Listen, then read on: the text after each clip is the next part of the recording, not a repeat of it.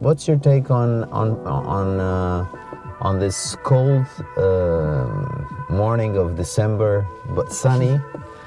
Yeah, it's a little bit misconcern because in the morning you just go out on your balcony because you see sun. You think it's pretty much hot there, and but then you realize that it's not hot. It's real cold. So, how did you come about coming to Portugal, by the way? It was pretty easy story.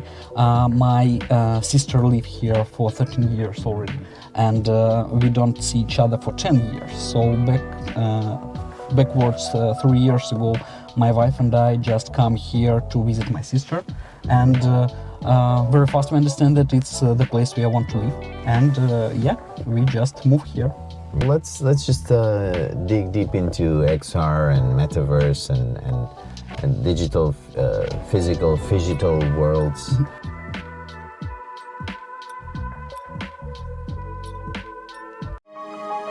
Lead with vision, inspire with innovation. Enter the genius inside.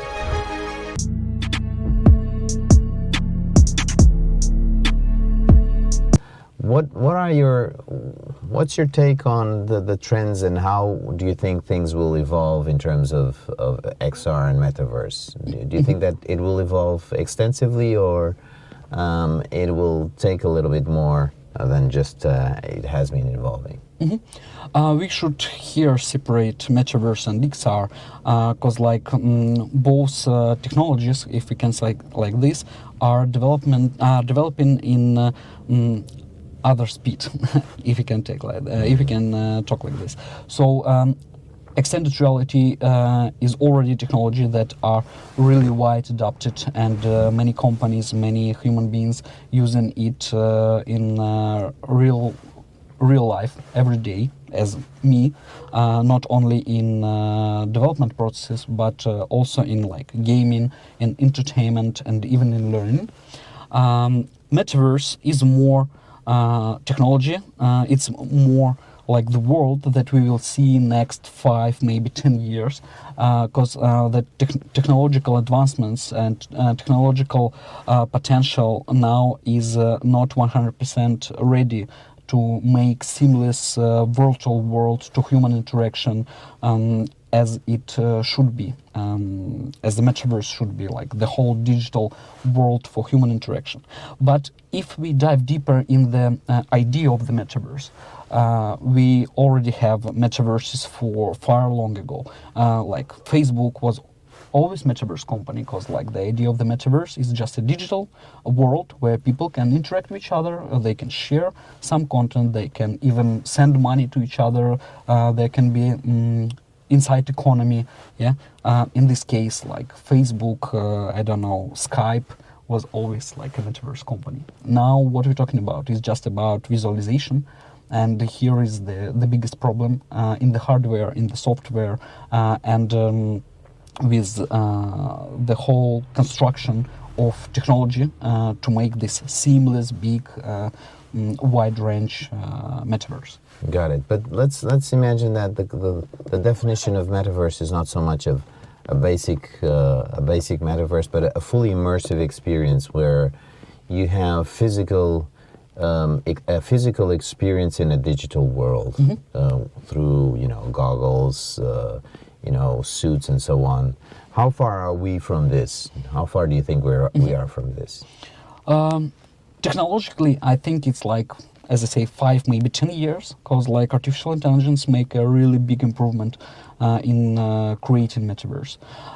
But not physically, more psychologically, and more legally.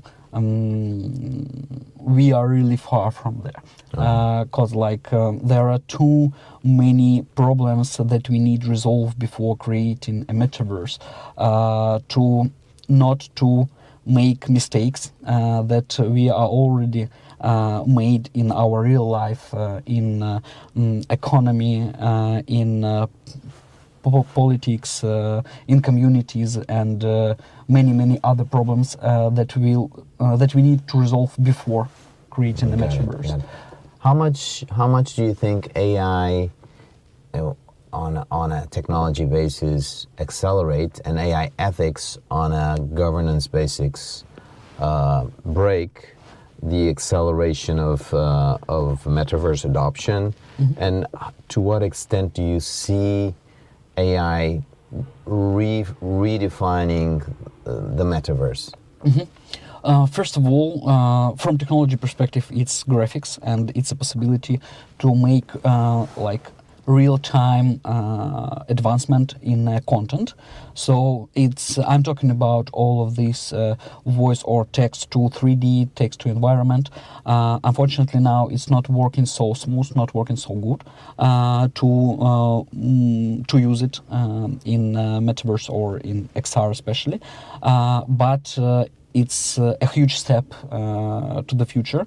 I think in next maybe 1-2 years we will have specific AI-based instruments, AI-powered instruments that helps us to create really big virtual worlds just in seconds without years of development. From the perspective of other interaction, AI-based technologies already make a big improvements, especially when we're talking about learning processes in virtual reality, because like AI-based assistance in virtual reality simulation can help to resolve mistakes in real time. And when we're talking about simulations and learning, it's one of the biggest market for virtual reality, especially because it's like the most near for real life like scenarios where you can achieve new knowledge without being in danger. Yeah, I'm talking about like working with hazardous materials, or with like when we're talking about fire safety, surgical procedures, and many other stuff. So in this case, artificial intelligence already make a huge differences between how it was like 2 years ago. Even in this field like pharmaceutical medicine, everything about healthcare, we use artificial intelligence as one of the most key technology to improve learning process.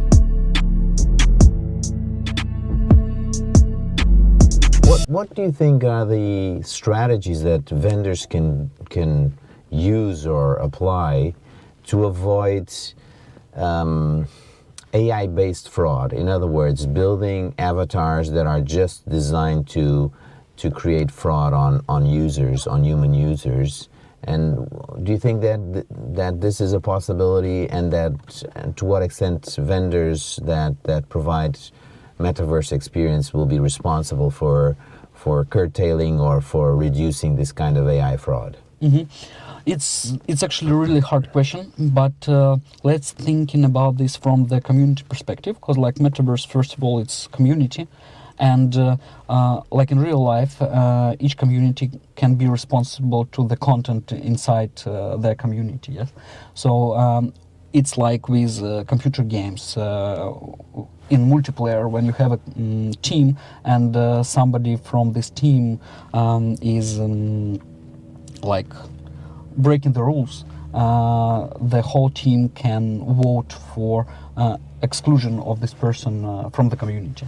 I think that it can be like this in the metaverse. So as more than I'm thinking about regulation and safe like metaverse is a safe place, more and more I start thinking about utopia, because like utopia in the movies, then like all these movies show us that utopia is bad and something will spoil then. But like we already have not ideal world. Let's make metaverse ideal. Let's make it utopia. I don't see any bad conclusions in this.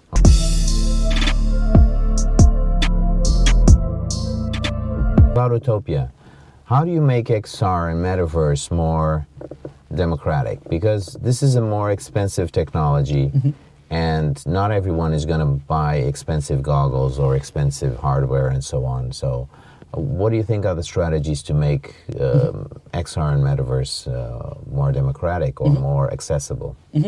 First of all, it's like true definition. If we were speaking with you like 5-7 years ago, when to have interaction in virtual reality, you have to buy a helmet for like 1,000+ euros. Also, you need a computer with a huge graphic card for like more than 1,000 years. And yeah, it was like not democratic at all. Now we have standalone helmets for the price cheaper than like cheap mobile phone. Yeah, like talking about MetaQuest 3, new MetaQuest 3S, if I remember correctly, it's less than $300. Also, what I like about Portugal, almost everywhere here we have 5G connection, which helps us, and it's a huge step for the whole world and for the metaverse, because all the computations can be done in data centers, and you don't need any specific hardware, any computer to reach to a virtual reality, because you just need a most cheaper helmet to achieve super quality of graphics just from the servers, just from the cloud streaming or pixel streaming and cloud services.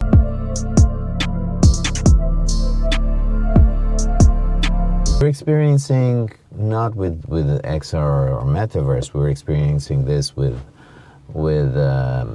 instant messaging, with chatting and so on, that human interaction is becoming more digital, less physical. Newer generations are preferring the digital connection versus the physical connection, and this to a certain extent creates bigger not just gender, but generational gaps. That's what I was thinking about. Bigger generational gaps, and even bigger human connection.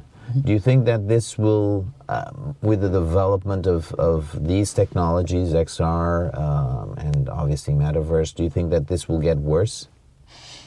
I don't think so, actually, because it's more psychological problem than the problem of technology. But when we're talking about Metaverse and XR, you can be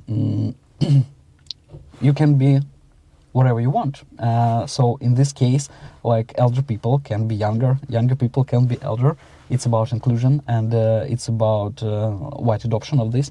But from the perspective of bridging the gap between like elder and younger generation, technology, it's not a bridge, it's just an instrument, but all problem lies in more in psychology.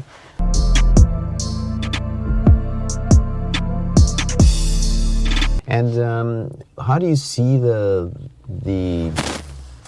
because as these technologies evolve, obviously they become also more efficient, but at the same time they also consume a lot of resources, servers, and storage, communications. What's your take on the sustainability of these technologies, both XR and Metaverse? Yeah, it's a good question, actually. So from the perspective of like servers, data centers, they are already thinking and starting development to use like how it's called, reusable, I forgot the word. So the reusable energy, like wind, renewable energy, renewable, yeah, okay. You're right. Energy like wind and sun, and from the perspective of using extended reality, it already helps to like, let's think about it. To connect people from all over the world without seeing each other in real life. So in this case, if I want to speak with somebody or to make a working space for my decentralized team, we don't need to take a car or a plane or train to meet each other. We can recreate our working place in a virtual world and communicate in such place. So in this case, we will not have any not problems, but any pollution for the ecology because of our cars, because of the plane, because of this carbon footprint from the planes, trains, and other stuff. So more in some very deeply ideas of how we can make sustainability more effective.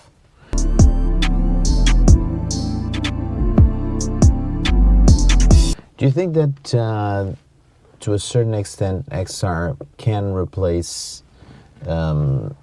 fully replace certain human interaction, or do you think that there are certain aspects of human interactions that will not be whatsoever replaced by technology? Mm-hmm. You're a married guy, so that applies to the way you interact with your wife. So do you think that there are it would be reasonable for you to use XR for your just conversations with your wife, or there's nothing like the human connection?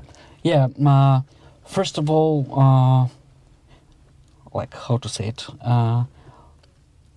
Every time when we're speaking about connection with relatives, it's like you don't need extended reality. You don't need even your mobile phone if you can reach out your parents, if you can meet in real life.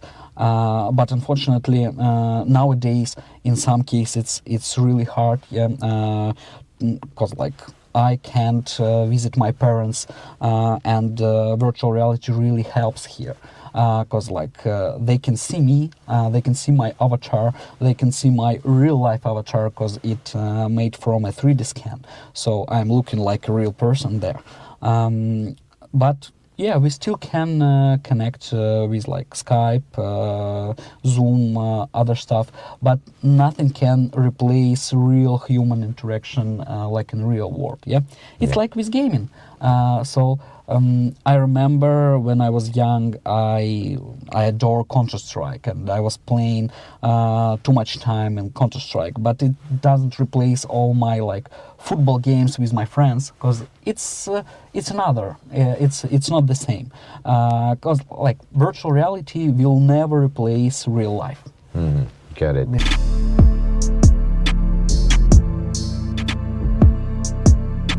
For that matter, what would you say should be the ethical concerns or the ethical policies and frameworks to use to help the consumer as well as vendors to better adopt XR and Metaverse? First of all, it's trying. They should try this technology. They should try this technology in many fields, and also they should have consultants of this, because the biggest gap here that still not all people even can determinate virtual reality from augmented reality. For many people it's the same technology, but it's not. So in this case, if you think about it, it's all about human experience, and virtual reality, augmented reality, mixed reality can be integrated there super seamlessly and efficient. Let's just imagine I buy a new apartment and it's completely empty, nothing there, and I can just take my virtual reality headset with AI-powered app asking to visualize the design with the furniture. Then I can seamlessly go from this design app to the shop in virtual reality, let's say IKEA, and make a purchase. Then the person who is working in a storage having these mixed reality glasses that helps him to find this specific product that I purchase. And then the person who have delivery can use augmented reality navigation to bring everything of this to me. So the technology itself can be adopted in super big amount of ways, and it's all already like this, yeah. Because like really a huge amount of companies uses virtual reality for training and for learning their employees.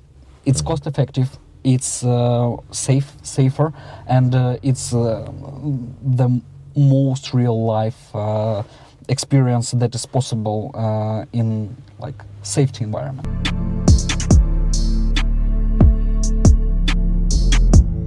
What would your advice be for a company that has not started on XR or Metaverse and wants to go on a step-by-step approach and take its time, study the field, try to explore the use cases or the ways to generate or monetize or generate revenue, optimize, as you mentioned, training or empowering employees. What would be your advice for these companies that have not adopted yet XR and even the Metaverse? I have funny answer that just come to me, and I will explain how to do this. Okay. Yeah, the biggest advice actually here first is about learning the technology. If you're interested in this, just start looking to this. Buy the most cheaper helmet and try it, because like virtual reality is the technology that makes you adore it only after you try it. Because like even if you ask anyone from XR market how you come to virtual reality, almost everyone say you, I try virtual reality helmet and I love it. So that's why I come here.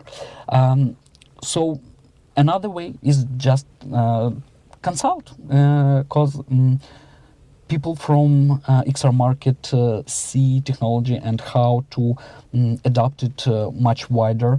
Because like this is a technological advancement. It's like you are, when you need a haircut, you go to a professional. You go to a hairdresser, and he or she make you a great haircut. You can do it by yourself at home, but the result will be not good.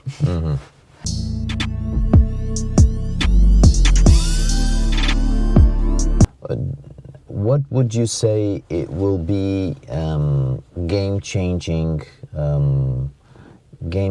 moves of integrating several of these technologies, AI, XR, in some cases blockchain or DAOs that will help build the community and will help define the rules of the community when using these technologies? Do you think that there are some game-changing adoption or some game-changing uses or use cases that will change how the market will evolve?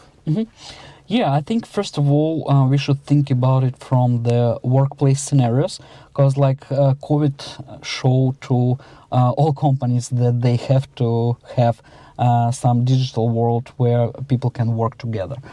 And many companies like Apple thinking about it, because like if we take in this Apple Vision Pro, it's more about interaction with other human and interaction with your computer. So it's called spatial computer, that's why. It's all about work, not about just gaming or experiences. And yeah, it's one of the idea that come to my mind specifically from the first, yeah. So all things where we need interaction. If we far from each other, it's a great technology for this specifically. Okay, great. Well, thank you very much for this quick and cold interview in the Inside the Zeta. If you have any final remarks on what you think that XR or Metaverse will change how we perceive our experiences, that would be a great closing point. And until then, I hope that we meet again and have another conversation. Yeah, so first of all, thank you for having me today. It was really nice and interesting interview. I make even some insights for myself, because like when you're thinking about it, it's not the same when you're speaking with somebody about it. Yeah. Exactly. For everyone who watch our interview, my only biggest advice is just try virtual reality, try augmented reality. If you can, try mixed reality, because this technology is not a future. This technology is already exist and already wide adopted. Yeah, so we are not far from the time when we all have augmented reality glasses, and maybe we will not interact with our phones no more, because our phones are really useful, but it's not super like lifelike scenarios. Even some companies now working to a specific augmented reality lenses that will create a real Phygital world as it is, because what can be more seamlessly than real augmented reality with your real view without any glasses, without any devices, just a lens in your eye. And the next step, I think, I'm sure the next step will be about brain control of virtual reality and augmented reality. Even like Elon Musk work on this with the brain link. So yeah, Okay. just try. Great. Thank you so much. Thank you. Thank you so much. Thank you.